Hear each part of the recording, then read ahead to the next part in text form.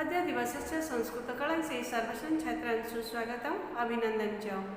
आज संस्कृत कलांसरे समस्त शिशु भाई भणी मानक स्वागत और अभिनंदन।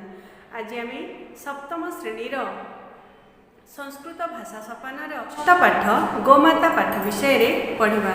ठीक अच्छे, गोमाता विषय आज आम पढ़ा। गोमाता भारतीय संस्कृति विकासस्य मूल कारण गोमाता अस्ति। भारते भगवान श्रीकृष्णचंद्र गोविंद गोपाल गोवर्धनधारी इति परिचित भवति। भारतीय संस्कृतिर विकासर मूल कारण गोमाता अटे।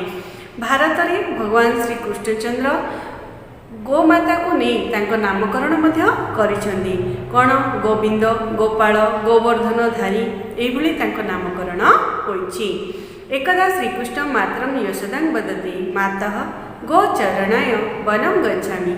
थरे श्रीकृष्ण माँ यशोदा को कही माँ मु गाई चरेवाई बण को जीवी।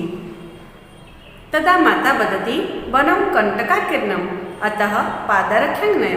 सेतेबेले माँ कहउछन्ती जे बण कंटक बा कंटायुक्त अटे, तेणु पादर सुरक्षा पई जोता नेकिना जाओ। श्रीकृष्ण वदति गोमाता रिक्तपदो गच्छति। श्रीकृष्ण माँ यशोदा को प्रत्युत्तर रे कहले जे गोमाता तो रिक्तपदरे बा खाली पादरे जाउछन्ती। अहमपि तथैव गच्छामि, मु मध्य सेहि भଳି जीवी। माता कथयति गोमाता पशु इति। माँ कहउछन्ती जे गाई पशु बोली से खाली पादरे जाउछि। मातु वचनं श्रुत्वा श्रीकृष्ण क्रोधेन वदति इतः परं भवति कदापि गोमाता पशु इति न वदतु। तो माँ कथा शुणी श्रीकृष्ण रागी जाई माँ को कहले या परठारु आउ केबे मध्य गाई को पशु बोली बा गोमाता को पशु बोली कहब नाही।